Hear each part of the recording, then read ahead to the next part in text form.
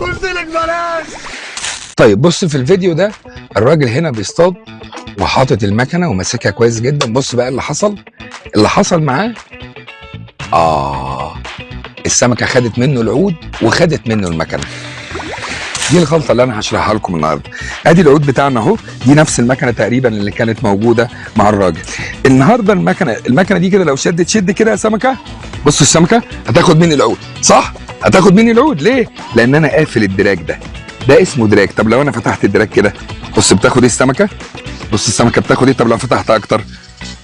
الدراج بتاع المكنه حاجه مهمه جدا، اهميته ان السمكه لما تاخد خيط، مش تاخد منك المكنه. تابعنا عشان تعرف كل جديد.